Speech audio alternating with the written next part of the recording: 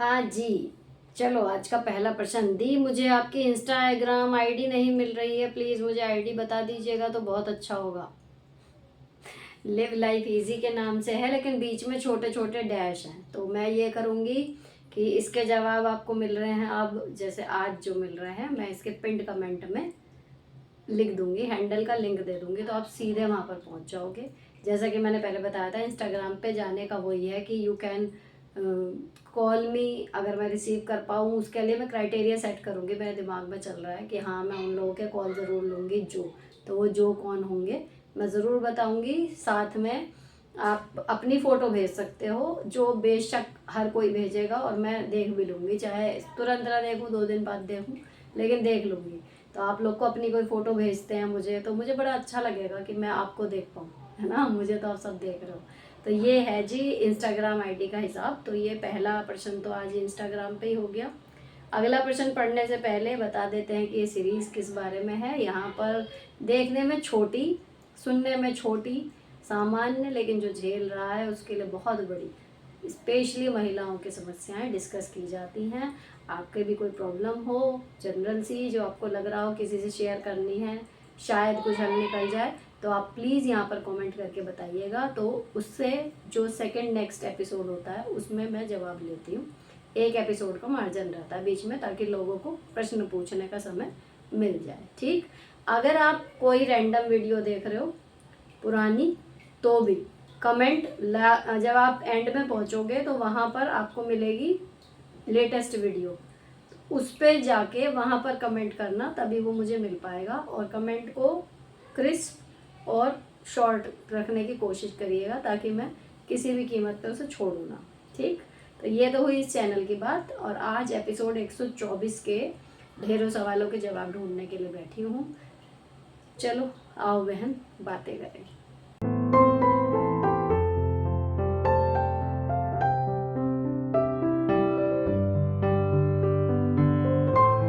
चलो जी, सवाल, मेरे हस्बैंड की मैंने चैट पढ़ी कि वो दूसरी लड़की से बात करते हैं, उससे शादी भी करना चाहते हैं। जब मैंने उनसे इस बारे में बात की तो उन्होंने किसी और की चैट किए कह बोली कर झूठ बोला। पहले भी वो ऐसा कर चुके हैं। अब ये बात मेरे दिल से नहीं निकल रही। शादी को 6 साल हो गया, एक बेटा भी है। शादी हुई तो बोला था कि मेरी माँ की पसंद है, जब तक माँ पापा हैं तुम इस घर में रहोगी। वैसे ठीक रहते हैं, बस लड़ाई होती है तो ये सारी बातें बोलते हैं, गालियाँ देते हैं, मैं डिस्टर्ब रहती हूँ ये सब सोच के। और आपका नाम है नाजमीन, मतलब आप मुस्लिम हो, आपके यहाँ बहु विवाह की प्रथा है, तो ऐसा हो भी सकता है प्रैक्टिकली भी, है ना। तो भाई अगर आप कानूनन जाएं तो कानून की शरण ले सकती हैं, तो आपके रहते वो दूसरी शादी नहीं कर सकते। अदरवाइज अगर आपको दिख रहे हैं ढंग कि ऐसा हो सकता है तो भैया मन पक्का करो, है ना। एक पॉजिटिव चीज़ ये होती है, प्रैक्टिकली बताऊं, कि सोचो अच्छे से अच्छा, लेकिन तैयार रहो बुरे से बुरे के लिए। इसीलिए कई बार कमेंट आते हैं ना कि मैं हमेशा नेगेटिव सोचती हूँ, मैं इस आदत को कैसे छोड़ूँ। देखो, नेगेटिव सोचना गलत नहीं है। लाइफ में सब कुछ हमेशा सही सही सही तो होता नहीं रहता। कई बार चीज़ें हमारी आशा के बिल्कुल उल्टी हो जाती हैं और हम प्रिपेयर्ड नहीं हैं।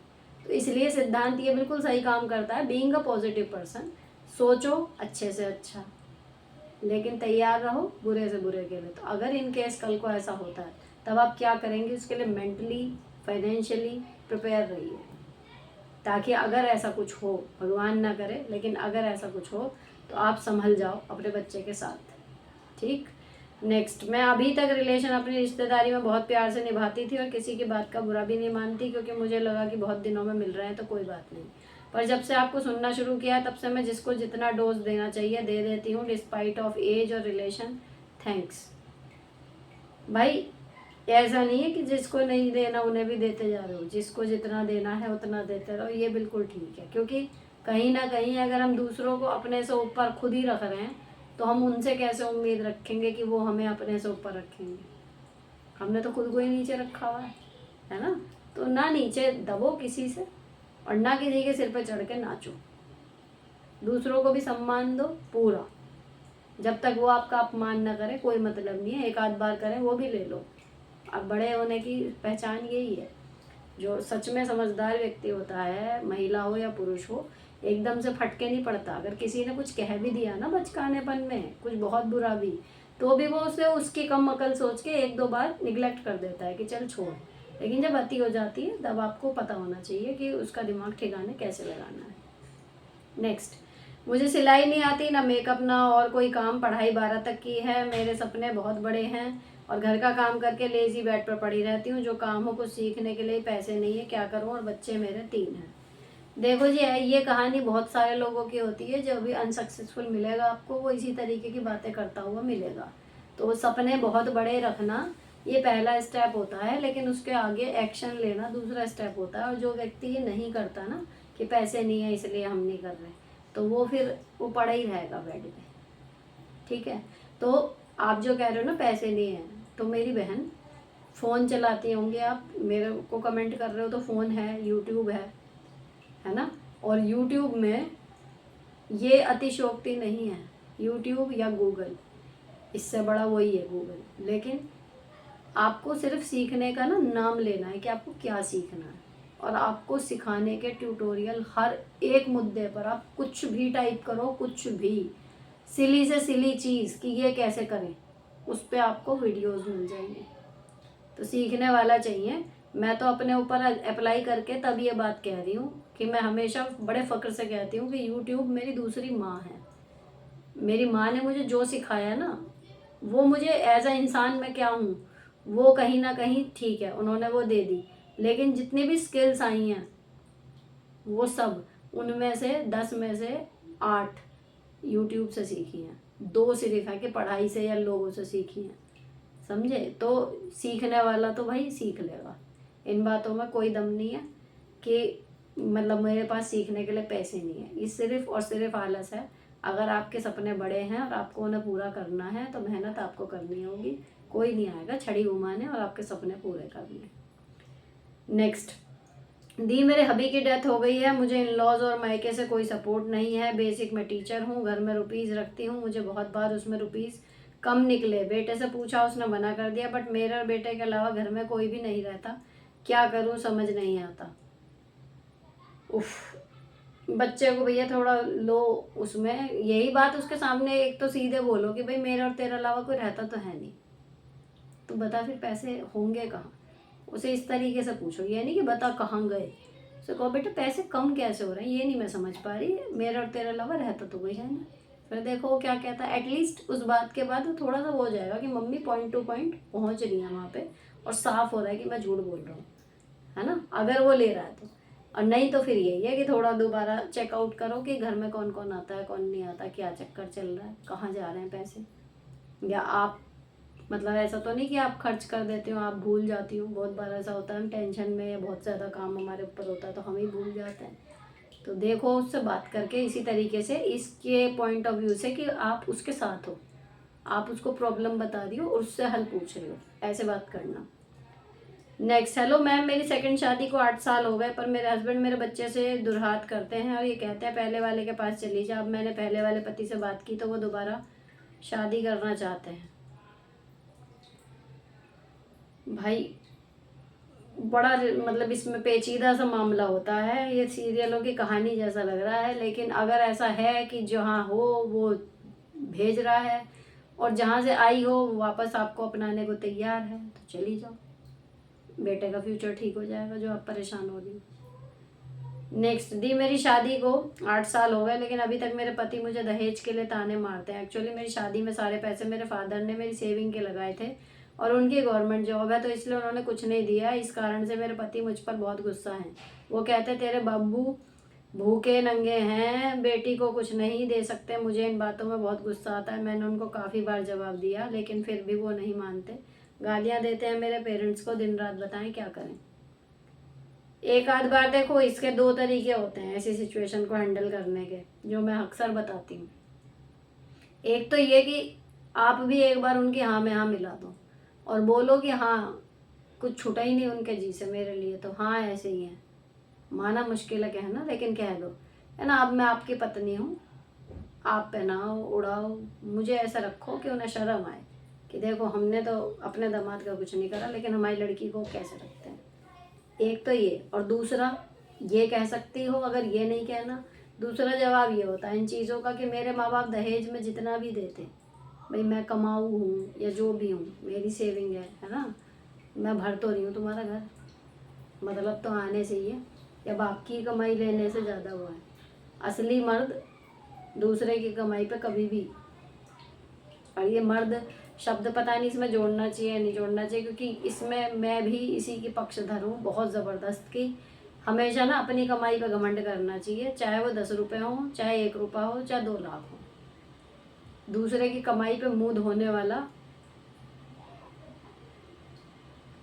नेक्स्ट, मेरे हस्बैंड मेरे मैके वालों के बारे में गंदा बोलते हैं, इसलिए मैं उनके परिवार को ध्यान नहीं देती। मुझे ऐसा लगता है अकेले मैं अपना लाइफ जीऊँ। हाँ, तो ये होता ही है, जब कोई हमारे घर वालों को इतना वो कर रहा है तो एक पलटवार आता है कि हम भी तेरे घर वालों को नहीं देखेंगे। अक्सर बहुएं होती इसी वजह से है ना, अलगाव सी हो जाता है उनको परिवार से, वो रीज़न यही रहता है। तो आपको ऐसा लग रहा है तो बहन आप अकेली नहीं हो, बहुत सारे लोगों को ऐसा ही लगता है। लेकिन चलने दो, देखो कहाँ जाती है ये स्थिति, बात ही होती है। इसमें कुछ गलत या सही नहीं है। जिराकी के मंगलसूत्र का रिव्यू देना, कलर ख़राब तो नहीं हुआ? मैंने पहना था लगभग 1 हफ्ता, उसके बाद ये आ गया मेरा गोल्डन हार्ट, इसके आगे मुझे उसे पहनने का मन ही नहीं करा, अब ये पहन रखा है। लेकिन मुझे ऐसा लग रहा है कि फिर भी यार, मतलब 100-150 रुपये में बहुत अच्छा ले लो, 200 रुपये में इस तरीके के अगर आप डिज़ाइन के ऊपर भी जाओ मीशो पे 100-150-200 रुपये तक में मिल जाते हैं। और अगर मान लो इनकी एक अब महीने में पॉलिश ख़राब हो गई तो इससे बढ़िया तो वहीं से ना लो। तो मैं अभी रिकमेंड नहीं कर रही, सही में लिंक तो मैं दे दूंगी लेकिन मैं रिकमेंड नहीं कर रही। एक तो मुझे उनकी पॉलिसी वापसी पैसों की इतनी बुरी लगी है ना। क्वालिटी तो मैं बाद में देखूंगी कि ख़राब हुई अच्छी हुई जो भी हुई। जब भी मैंने रिटर्न डाली ना उसको, वो जिराकी के कैश में अपने मतलब अपनी ऐप के कैश में वापस करेंगे, और उसके भी फिर वैलिडिटी है कि इतने टाइम बाद आपको खर्च कर लेना, नहीं तो गए वो आपके पैसे। अच्छा, वापसी में भी 80 रुपये वापसी के भी दो, हैंडलिंग के। ये मुझे बड़ा बेकार लगा। ये सब आपको तब बताना चाहिए था ना कि रिटर्न जब करोगे तो ऐसे होएगा, तो आदमी उस हिसाब से रिस्क ले। तो मेरे को उनका रवैया सही बताऊं तो बहुत ही बेकार लगा है। बाकी ये है कि जब तक पहनूंगी ये वो कहाँ भागा जा रहा है जिराकी, अगर मेरे रिव्यू के बाद ही लेना तो थोड़ा वेट कर लो। नेक्स्ट, दी मैं प्राइवेट में स्कूल में टीचर हूँ, नियर अबाउट 10,000 सैलरी है, लेकिन मेरे जेठ जी जब भी हमारे घर आते हैं वो हस्बैंड को कहते हैं स्कूल में क्या रखा छोड़ दो और कोई बेटे के साथ मिलकर कोई दुकान वगैरह स्टार्ट करो। तो मुझे क्या करना चाहिए? मतलब आप स्टार्ट करो दुकान, ये कहते हैं जेठ जी।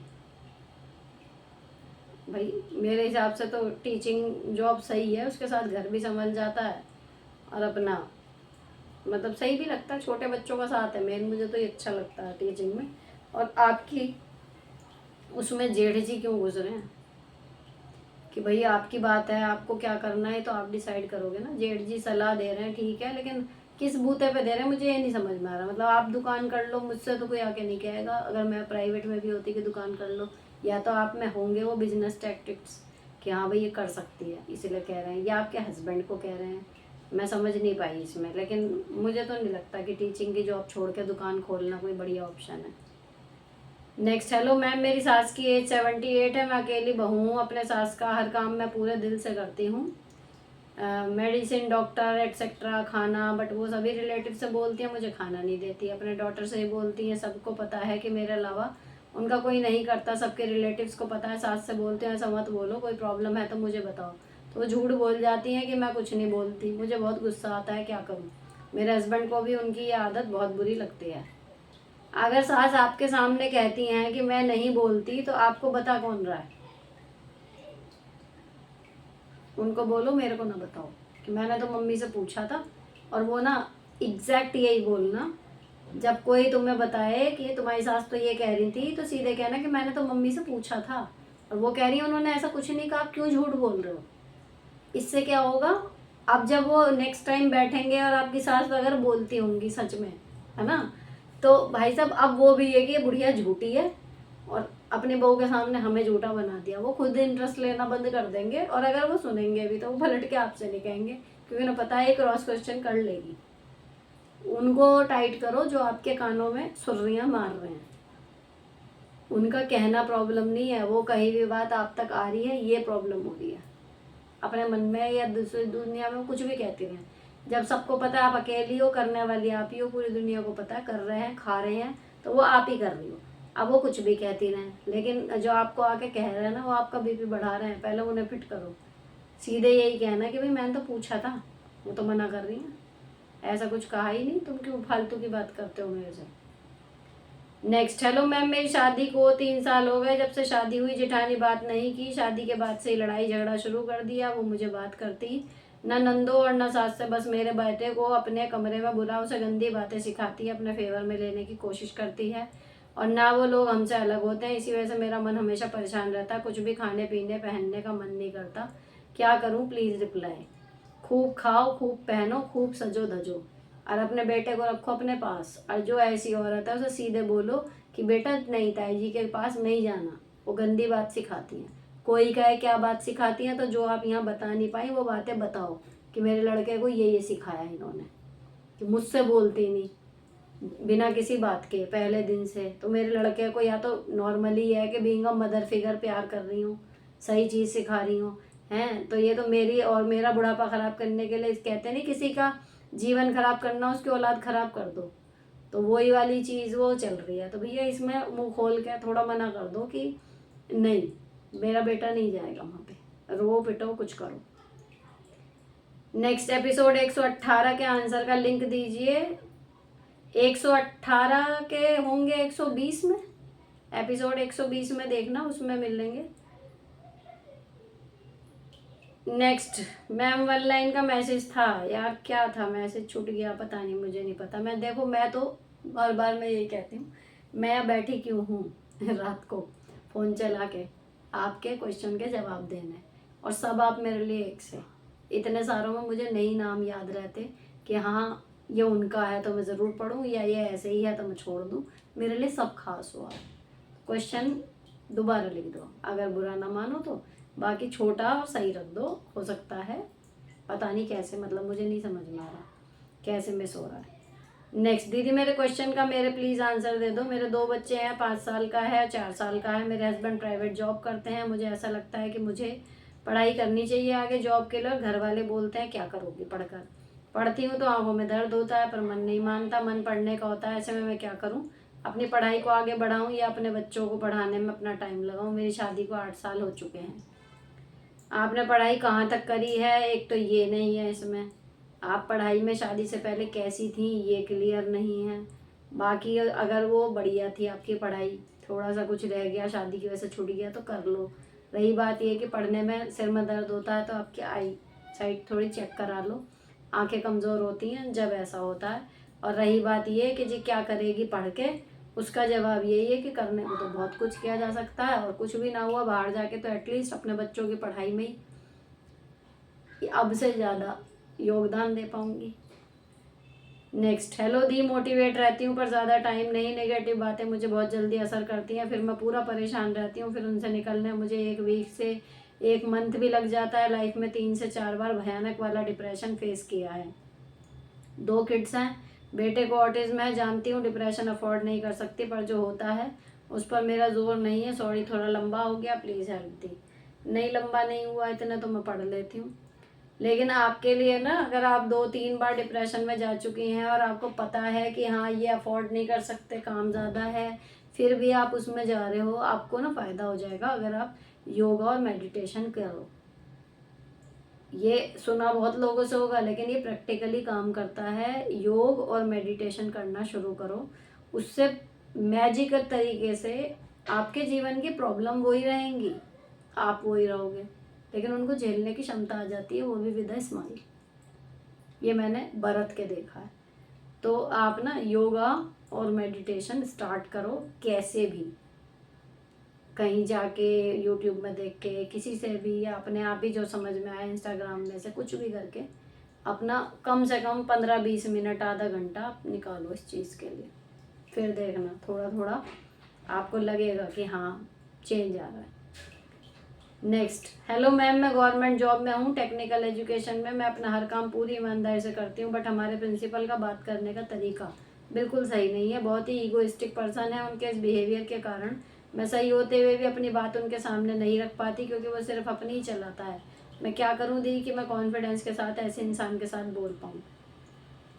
भाई मेरा पॉइंट ऑफ व्यू इसमें बिल्कुल अलग है। मैं ऐसे इंसान के साथ बोलना पसंद ही नहीं करती। वो कहे ना कि हाथी बैठा है तार पे, मैं कहूँगी हाँ, हाँ मेरे घर के आगे भी बैठा था, मैं नहीं मना करूँगी उसे। पहली चीज़ बॉस है, boss is always right. Private में भी यही होता है, गवर्नमेंट में भी होता है, हर जगह होता है। बॉस इज़ ऑलवेज राइट, लिए जो कह रहा है हाँ करना हमारा काम है, नहीं तो हमारी आगे की मुश्किल खड़ी हो जाएंगी। दूसरी चीज़, एक आदमी इतना ईगोइस्टिक है कि वो सही को सही गलत को गलत कर ही नहीं रहा, जो वो बोले वही सही है। आप उसकी माँ नहीं लग रही, आप उसका कोई बाप नहीं लग रही, आपने कोई ठेका नहीं ले रखा उसको सुधारने का। सिंपल, ये हमारी हेडेक नहीं है कि उस आदमी को हम सही ट्रैक पे लाएं। तो भाई वो अपने मदमस्त हाथी की तरह अपनी राह चले जा रहा है, रास्ते में उसने हमें भी थोड़ा सा कुचल दिया, वो अलग बात है, लेकिन हमारा रोल नहीं है उसको ठीक करना। वो बोले नहीं ये होना, हाँ जी यही होना, एग्जैक्टली मैं यही फॉलो करती हूँ। आपको लग रहा हवा की बातें कर रही हूँ, नहीं। अगर बॉस फिगर है ना कोई और वो कह रहा है कि नहीं जी ऐसे नहीं ऐसे है, तो हाँ जी ठीक है ऐसे, हमें पता है उससे नुकसान होएगा बच्चों का या किसी का भी, लेकिन भाई मेरे को क्यों लकड़ी लेनी है जब वो मेरा ऊपर का अधिकारी है या मेरे से ऊपर उसका पद है और बात मेरे से ज़्यादा उसकी ही सही मानी जाएगी, तो मैं क्यों पंगे लूँगी बिना मतलब। अगर कुछ उसके बाद गलत होता भी है तो आई जस्ट क्लीन चिट की भाई सर ने बोला था, दैट्स इट। तो मत फालतू की चीज़ें लो, अपना काम जो है जिसकी जिम्मेदारी आपकी तय हुई हुई है उसको करो। कैसे करना है, अगर वो लिबर्टी आपको दे रखी है कि जैसे चाहे कर, ये काम करके देना है, तब आप अपनी पूरी दिमाग लगा लो। लेकिन अगर वो बोलें कि ये कर ये कर ये कर, इस तरीके से कर, एग्जैक्ट जैसे बोला वैसे कर दो, रिजल्ट जो आए भाड़ में जाए रिजल्ट। यहाँ से ना बिल्कुल फ्री रहोगी, बिल्कुल फ्री, अगर ये पैटर्न सीख लिया। नेक्स्ट मैम, हकीकत ये है एक लड़की का घर हुई नहीं होता, न मायका न ससुराल। मैम मेरे साथ तो मायके में भी लड़ाई होती है, ससुराल में भी, तो मैं जाऊँ कहाँ। इसीलिए मैं हमेशा कहती हूँ कि अपना घर बनाना चाहिए। नहीं होता सही में, लड़की का कोई घर नहीं होता, हर जगह उसको पराया ही कर दिया जाता है। नेक्स्ट, बात बात में मेरे हस्बैंड मेरे मायके वालों को बुरा भला बोलते हैं, जिसके कारण मैं चिड़चिड़ा जाती हूँ। उनका टोन भी गंदा है, बताओ दीदी क्या करना चाहिए, बट इग्नोर मारने की कोशिश करती हूँ, बट बहुत ज़्यादा गुस्सा आता है अगर मायके वालों कुछ बोलते हैं तो। देखो थोड़ा सा अपना गुस्सा शांत करके ये सोचो कि जो बोल रहे हैं वो सरासर गलत है या वास्तव में कुछ हरकतें ऐसी कर रखी हैं मायके वालों ने इसलिए बोल रहे हैं। अगर तो मायके वालों की बिल्कुल गलती नहीं है, वो बिल्कुल गऊ आदमी है, यही सींग दे दे के मार रहे हैं, तो फिर बैंड बजा दो। कैसे सीधे बोलोगे भाई तुम मेरे घर वालों को इतना बोल रहे हो, इसका आधा भी मैं बोलूँ तुम्हारे घर वालों को चलेगा? राड़ होगी हमारे बीच में, एक दूसरे घर वालों के चक्कर में हमारे बीच में कलेश हो जाएंगे, तना तनी हो जाएगी, बच्चे सफ़र करेंगे, सब चलेगा? क्योंकि अब मेरी सुनने की क्षमता ख़त्म हो चुकी। अगर घर में शांति चाहिए तो खाली मैं ही चुप रहूं? अगर घर में शांति चाहिए तो भाई दोनों चुप रहना पड़ेगा, ना तुम मेरे घर वालों को कुछ कहो, नहीं तो फिर होगा ये कि अब मेरी क्षमता ख़त्म सुनने की, मैं भी तुम्हारे घर वालों को बकना शुरू कर दूंगी, ये दिखाने के लिए कि कैसा लगता है जब कोई बाहर का आके हमारे से फेरे ले लिए। इसकी वजह से वो हमारे माँ बाप तक को गालियाँ निकालता है और हम कुछ कह नहीं पा रहे। तो कहना कि वो अपनी मेडिसिन का कहते हैं ना टेस्ट चख लेना चाहिए, कि वो करवाऊँ, नहीं तो बस कर दो, बहुत हो गया। नेक्स्ट, हेलो दी, मुझे एक बात पूछनी है, ये लंबा है बहुत, मैं छोड़ रही हूँ। Next, hi the, thank you आपने जो बताया, बट उसे इम्प्लीमेंट कैसे करूँ? जब भी करने जाती हूँ पहले वाले रूल्स ही सामने आते हैं, वही सब करने लगती हूँ, इससे कैसे कोअप करूँ दी, हेल्प मी। ऐसे और भी काफ़ी बातें हैं, उससे भी कैसे कोअप करने का तरीका बताएं। ये अपने बनाए हुए नियमों में उलझ गई हैं और परेशान होकर तीसरी या चौथी बार प्रश्न कर रही हैं। अरे मेरी बहन, ये नियम तुमने ही बनाए हैं, तुम खोल सकती हो, तोड़ सकती हो, एक बार तोड़ दो, अब ऐसे तो ऐसे सही, फिर देखो कौन सी प्रलय आ जाती है। खुद ही बंधी हुई हो, या तो आदमी मतलब अगर मैंने कोई नियम बनाया, मैं खुद कर रही हूँ, फिर मैं उसमें रो क्यों रही हूँ कि मैं कैसे करूँ, मैं कैसे करूँ? मैंने बनाया, मैं कर रही हूँ, मैं खुश हूँ, थक रही हूँ, लेकिन मैं चिढ़ूंगी नहीं। अब आप चिढ़ रहे हो, इसका मतलब आपको अब वो नियम भारी लगने लगे, तोड़ दो, नॉर्मल जीवन शुरू करो। नेक्स्ट, हेलो दी, मेरे हस्बैंड सास ससुर की बात मानते हैं, मेरी नहीं सुनते, सास पसंद नहीं करती, हस्बैंड श्रवण कुमार हैं। गलत हो या सही, मैं इकलौती बहू, मेरे ऊपर बहुत आयत हर कर मैं माइंड से निकल नहीं पा रही हूँ, डिप्रेशन में जा रही हूँ, प्लीज़ मेंटल पीस चाहती हूँ। आपके हस्बैंड सास ससुर की सुनते हैं, इसमें इतना बुरा ना होगा कुछ भी अगर आप भी सास ससुर की सुन लें, या आप और सास ससुर एक ट्रैक पे आ जाएं। कोशिश करो, जब आपके पति रिजिड हैं और आपको पता है कि वो अपने पेरेंट्स के खिलाफ नहीं जाएंगे, जो वो कहेंगे वो करेंगे, तो कोशिश करो अपना तालमेल सास ससुर के साथ बैठाने की। फिर आपके पति के साथ भी बैठ जाएगा, और जब एक बार अच्छे से आप परिवार का हिस्सा बन जाएंगी, तब एक दो बातें आपकी भी सुन ली जाएंगी। स्टार्टिंग में अब आप सोचो खींचातानी, भैया हर एक के साथ खींचातानी नहीं चलती। तो अभी आपको एक स्टेप बैक करके अपने सास ससुर के साथ तालमेल बैठाना ही पड़ेगा, कैसे भी करके उनका मन जीतो, ताकि आपको परिवार के हिस्सा माना जाए। तो जैसे वो 3 हैं, फिर आप 4 हो जाओगे। तब ये है कि आपकी बात भी सुनी जाएगी कि हाँ भाई ये कुछ कह रही है। 1-2 साल कुछ तो करके देखो, उसके बाद फिर देखना कि भाई कुछ चेंज आया नहीं आया पति में। नेक्स्ट, हेलो दी मेरे हस्बैंड, नहीं मैं एक ब्लॉग चैनल स्टार्ट करना चाहती हूँ, आपके कहने पर अगेन न्यू चैनल स्टार्ट करना चाहती हूँ, कोई अच्छा सा यूनिक और स्मार्ट नेम, क्योंकि नेम का ही बहुत फ़र्क पड़ता है, आपकी हर बात मेरे काम आती है, please suggest you my inspiration. इसके लिए तो बिल्कुल नए सिरे से सोचना पड़ेगा। आई एम सॉरी, मैं इतनी जल्दी क्विक पे चैनल का नाम नहीं बता पाऊँगी, लेकिन मेनली वही है, अगर आपका डेकोरेशन का है तो लेट्स डेकोर विद अपना नाम जोड़ दो उसमें। व्लॉग है तो मेरी छोटी सी लाइफ, या लाइफ विद, ये इस तरीके के करके बनते हैं, है ना। या फिर अगर आप कोई इस तरीके का दे रहे हो, DIY वाला है ना, तो लेट्स DIY की जगह चलो खुद करते हैं, इस तरीके से कुछ इंटरेस्टिंग नाम बना लो, जो भी आपका चैनल है उसके अकॉर्डिंग, कि उसको नाम को सुन के थोड़ा सा अंदाज़ा लगे कि चैनल किस बारे में होगा। नेक्स्ट दी, मेरे पास 2 मंथ की बेटी है, मैं उसको 24 घंटे अकेले रखती हूँ, घर का पूरा काम मैं ही करती हूँ, मुझे बहुत वीकनेस होने लगी है, बीमार रहने लगी हूँ, अपनी एनर्जी कैसे बढ़ाऊँ। एक तो अपना खाने पीने का ध्यान रखो, है ना, ड्राई फ्रूट्स और आपके सादे फ्रूट्स जो सूट कर जाएं, लड़की को दूध पिलाते होंगे अभी आप, और दूसरा आप मालिश करवा लो अगर नहीं हुई हो, क्योंकि 2 महीने 3 महीने भैया बच्चे को जन्म देना औरत का दूसरा ही जन्म होता है, हमारे यहाँ तो ये कहते थे, तो वही टाइम लगेगा उसको रिकवर होने में। लेकिन ये अच्छी चीज़ है कि आप काम में लग गई ना, सारे आपकी बॉडी आ जाएगी मूवमेंट में। बस अपने खाने पीने का ध्यान रखो, दूध पी लेती हो तो दूध खूब पियो, ड्राई फ्रूट्स खाओ खूब, हरीरा बना के खाओ, गर्मी वर्मी मत देखो, इस टाइम खा पी लो तो चल जाएगा शरीर। Next, thank you for replying दी, मेरी लाइफ सॉर्टेड हो रही है आपकी वजह से, गॉड करे आप हमेशा हैप्पी रहें। मैं बता दी थी कि मेरे पति की दूसरी और मेरी पहली शादी है, तो जब बेबी हुआ था तो देवर देवरानी मिलकर मारा था। सास ससुर बोलता था मेरे पति की बदमाश है, इसी को ले जाओ, अब 2 साल हो गए, अब मुझे बात करनी चाहिए। सास ससुर से फ़ोन पे सामने तो बात करती हूँ, देवर देवरानी मुझे ब्लॉक कर दिए, वैसे भी उसका चला गई, US से चला गया तो बोला कि इसके पास कुछ तो नहीं है, इससे क्या बात करनी। दीपति बोल रहा है दूसरा बच्चा लेने, लेकिन मेरा मायका नहीं है, सास बोलती है अब होगा तो इसको कौन करेगा। मैं क्या करूं, पति भी सास ससुर के साथ रहता है, क्योंकि वही क्लाइंट लोकेशन है, कंपनी में भेजा है। Please guide step to step, please reply. देखो जी, देवर देवरानी आपके चले गए, उनसे बात करनी नहीं करनी इतना बड़ा मैटर नहीं है, नहीं माने नहीं करो। दूसरी चीज़, बच्चा हो गया थी, अब इसका कौन करेगा, हो तो सबका जाता है। जो पति पत्नी रहते हैं अकेले, कर तो वो भी लेते हैं, जिसका कोई नहीं होता ना करने वाला, वो खुद खड़ी हो जाती हैं और कर लेती हैं अपने खाने पीने का ध्यान रख के। तो अगर तो आपको दूसरा बच्चा करना ही है तो ये तो कोई वो नहीं है सोचने का कि अब कौन करेगा, हो तो जाएगा ही, ठीक है ना। बाकी बात करना ये वो, उनसे बात करूँ नहीं करूँ इतना ज़्यादा मत सोचो इस बारे में, मन करे कर लो, नहीं मन करे नहीं करो, कुछ फ़र्क नहीं पड़ता, रहने वो पढ़ाई है, नाम क्या अपने। नेक्स्ट, हेलो मैम, मेरे मम्मी पापा ने नया घर बनाया, उसने पूजा रखी है, तो पापा मुझे बुला रहे हैं, लेकिन मेरी मम्मी का बिहेवियर मेरे साथ अच्छा नहीं है, पहले भी आपको बताती थी और अब मम्मी मुझसे बात नहीं कर रही।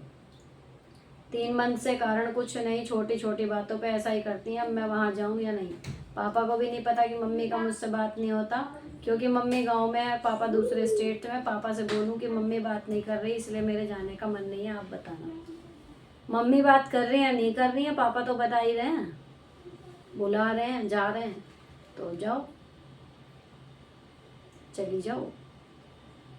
नेक्स्ट, हेलो दी, please share your review on भांजू। देखो जी, भांजू का ऐसा है, पहली चीज़ कॉस्टली है, हर कोई अफोर्ड नहीं कर सकता, और दूसरी चीज़ वो टेक्निक उनकी अच्छी हैं, लेकिन आपकी सफलता इस बात पर निर्भर करती है कि आप कितनी प्रैक्टिस उनकी वर्कशीट्स की करते हैं रेगुलर बेसिस पे, है ना।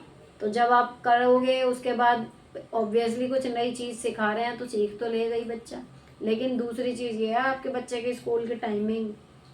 और सबसे बड़ी इम्पॉर्टेंट चीज़ जो है, जो मैंने उसके बाद थोड़ा करके फिर कंटिन्यू नहीं करा, वो ये था कि जो जिस तरीके से वो सिखा रहे थे, है ना, कि प्यार से या अलग तरीके से जो भी है, आरोही के लिए मैंने किया था। तो आरोही जो अपनी क्लास का मैथ्स है, उसकी मैम जो बताती है ना, वो तरीके काफ़ी हद तक इतने अच्छे से वो समझाती हैं, सब कुछ है। तो मुझे लगा कि अगर इसको अपना पहले यहीं का समझ में आ जाए अपने कोर्स का, देन उसके लिए वो टाइम निकालेगी। वो वर्कशीट पूरी नहीं कर पा रही थी तो फिर मुझे क्विट करना पड़ा। लेकिन अगर आपके पास बच्चे के पास इतना टाइम और एनर्जी है या कुछ है कि, या फिर उसका वही है कि सोफ वगैरह ही निकालना है, मुझे बढ़िया कैलकुलेशन में करना ही करना है, तो चीज़ तो बढ़िया है। लेकिन यही है 2-3 पॉइंट्स, इन सब की वजह से हर कोई कंटिन्यू नहीं कर पाता। नेक्स्ट, हेलो मैम, मेरी शादी को 5.5 ईयर्स हो गए, एक बेटा है 4 साल का, गवर्नमेंट जॉब भी है, ससुराल वाले ठीक है, पर हस्बैंड के साथ ऑन ऑफ होता रहता है। शादी से पहले एक कोलीग मुझे बहुत पसंद करता था, बट मैंने उससे इग्नोर करके अपने पेरेंट्स की मर्जी से अरेंज मैरिज कर ली। शादी के बाद हमने कभी बात नहीं की, लेकिन अब मेरे माइंड में हमेशा वो कोलीग रहता है, उसके इमेजिनेशन से बाहर नहीं आ रही। क्या मैंने अपने हस्बैंड के साथ चीट कर रही हूँ? नहीं, लेकिन कहीं ना कहीं आप अपने हस्बैंड के साथ फुल्ली अभी जुड़ी नहीं है, इसलिए आपको वो याद आता है। कहीं ना कहीं कुछ कमी आपके रिश्ते में लग रही होगी, लेकिन जितना जल्दी वहाँ से दिमाग हटा लो उतना बढ़िया है, क्योंकि अभी तो वो दिमाग में है। आगे कभी सिचुएशन ऐसी बनी कि वो सामने आ गया, आप फिसल जाओगे, फिर आपकी लाइफ में फैलेगा रायता, वो संभाला नहीं जाता ज़्यादातर लोगों से। तो इसलिए अपना वहाँ से दिमाग हटा के अपने पति को जी जान से प्यार करो, सही रहो यहाँ पे। नेक्स्ट, हाय दी, फाइनेंशियल सिचुएशन कितनी होनी चाहिए ताकि कोई भी कपल बेबी प्लान कर सके? इसका कोई सिर पैर नहीं है। बच्चे झुग्गी झोपड़ी में रहने वाले भी कर रहे हैं और अंबानी जी भी कर रहे हैं, इसका कोई सिर पैर नहीं है। और एक बच्चा तो कहना गरीब से गरीब आदमी भी पाल ही लेता जी जान लगा के।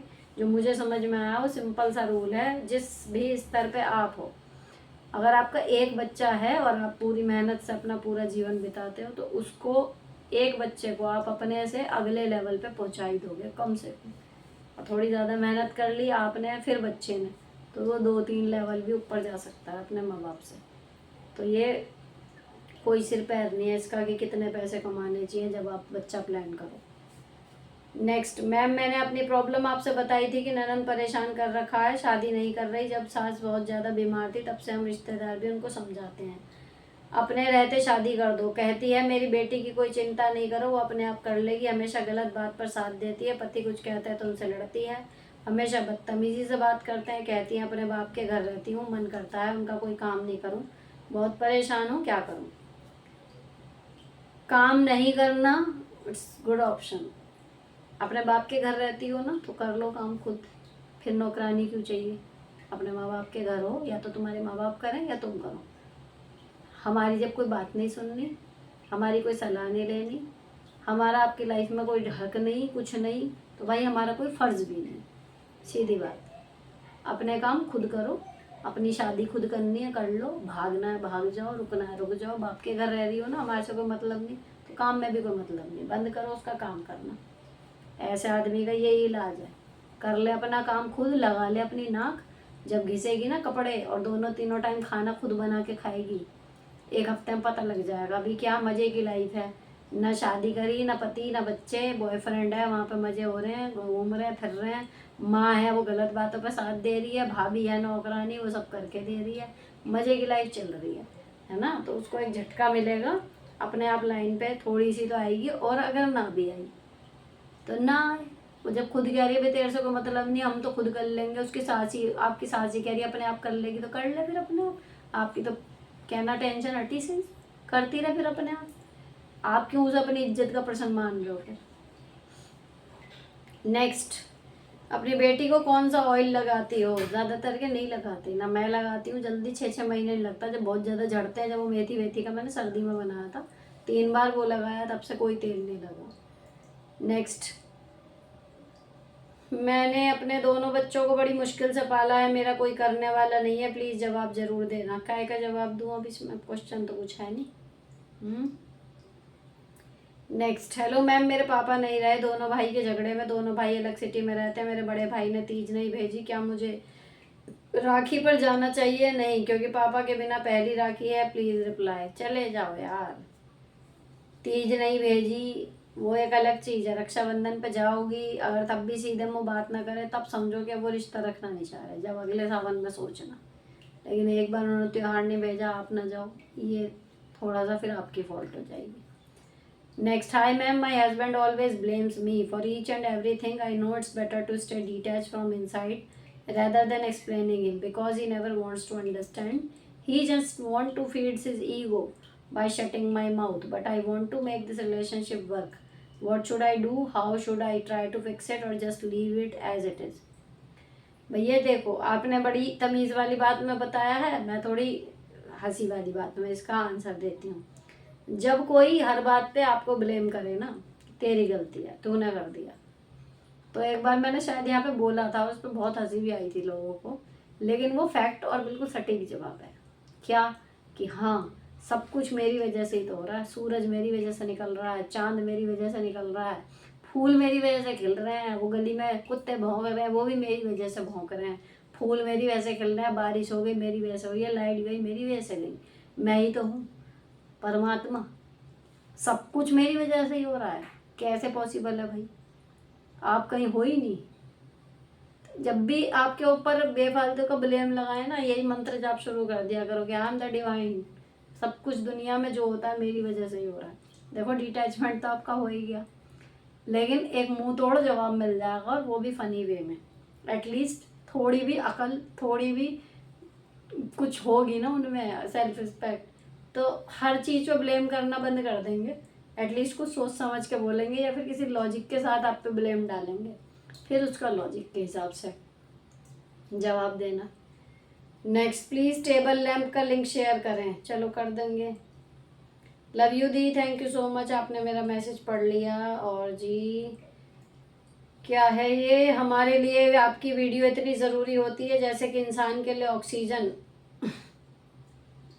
बहुत बढ़िया, बहुत दिन हो गए धूम तन्ना ना किए, कब बोलोगे? I am waiting. अरे भाई क्या बात है, मैंने वीडियो देखे बिना ही कमेंट किया था, अब जब देख लिया तब पता चला कि आज ही बोल दिया आपने। देखो कैसे मज़े आ रहे हैं, सही नाम रखा है ना मैंने इसमें, आओ बहन बातें करें। नेक्स्ट, आप हमेशा हेल्दी एंड स्वस्थ रहो। Your weighty family also with you, because जितना मैं देखती हूँ you change the life of me and other, such you are a great advisor friend, I am very lucky to have you. अरे यार चलो, हम रहे रोशियाई के हर्ष, मेरी सास की दुकान से चलता है और वो मेरी बात पर इंसल्ट करती है, मेरे पति भी कुछ नहीं बोलते, रसोई का खर्च होगा। भैया सीधी बात है, जिसकी लाठी उसकी भैंस। आपकी रसोई का खर्च सास दे रही है, बदले में आपको बोनस में बातें सुना रही है, सुने जाओ जब तक रसोई का खर्च उनसे ले रहे हो। जिस दिन खुद करोगे उस दिन सुनना बंद होएगा। नेक्स्ट, हेलो मैम, मैं पैसे कमाने में अच्छी हूँ, मतलब महीने का 2 लाख प्लस कमा रही हूँ, पर मुझसे पैसे खर्च नहीं किए जाते, इवन अपनी ज़रूरत की चीज़ लेते में भी ऐसा लगता है जैसे वेस्ट हो रहा है। मैं ये कैसे सुधारूँ, क्योंकि मुझे पैसे खर्च करते टाइम गिल्ट नहीं चाहिए। ज़रूरत वाली चीज़ लेना कोई गलत बात नहीं है, जिस चीज़ की आपको सच में ज़रूरत हो वो ख़रीदो, क्योंकि एक कोट है, भले आप 2 लाख कमा रहे हो, अगर आप ऐसी चीज़ें खरीदते रहे जिनकी आपको ज़रूरत नहीं है, सिर्फ चाह है, तो कल को आप अपने लिए ज़रूरी चीज़ें खरीदने के लायक भी नहीं रहेंगे। इंग्लिश कोट है, उसका हिंदी अनुवाद मैं आपको बता रही हूँ, ठीक है? तो ये कोई गलत बात नहीं है, कीप गोइंग। लेकिन जब ऐसा लगे कि ये कम खर्च करना लीचड़पने के लेवल पे आ गया, तब थोड़ा सा हाथ अपने को बढ़ा लिया करो। हमारे अंदर हमेशा दो मन होते हैं, जो इधर उधर बैठे हुए दिखाते हैं ना, वो होते हैं सच में। तो जब आपका एक मन का है ना कि नहीं खर्च मत कर, तो जब ज़रूरी, वास्तव में ज़रूरी चीज़ है, उसको डांट के चुप कराओ कि भैया ज़रूरी है खर्च करना, तो खर्च कर दूँ। और जब आप सटीक चीज़ पर खर्च करते हो, फिर आप उसको यूज़ करते हो, तब आपको मज़ा आता है। फिर आपको लगता है कि हाँ, है ना। मतलब मेरे भी अगर 10 रुपये भी फालतू किसी चीज़ पर चले जाए ना, तो मुझे भी बहुत बुरा लगता है, क्योंकि एक एक रुपया बड़ी मेहनत से कमाया हुआ है। लेकिन इसका मतलब ये नहीं है कि मैं 5,000 की या 5 लाख की चीज़ नहीं लूँगी। अगर वो है 5 लाख की तो मैं ले लूँगी, ये है। तो सोच समझ के खर्च करना, इट्स अ गुड हैबिट, कोई गलत बात नहीं है इसमें। Next, thank you so much Sunita di, आप बहुत अच्छे हो, मेरी लाइफ की बहुत सारी प्रॉब्लम सॉल्व हो गई, भगवान जी आपको हमेशा खुश रखें। और इस अच्छी सी दुआ के साथ हमारा एपिसोड 124 के सारे जवाब हो गए हैं पूरे। और जी मैं चलती हूँ फटाफट। आप देख रहे होंगे जिस दिन ये वीडियो, उस दिन होगा Rakshabandhan. Happy Rakshabandhan. I hope आपने अब तक सबको, अपने भाई बहनों को राखी बांध ली होगी सबने। तो इन्जॉय करो बाकी का बचा हुआ दिन। और अगर नेक्स्ट डे देख रहे हो तो कोई बात नहीं, पसंद आया हो तो चैनल को सब्सक्राइब कर देना। मिलती हूँ आपसे नेक्स्ट वीडियो में। Till then bye bye, stay beautiful and sorted always.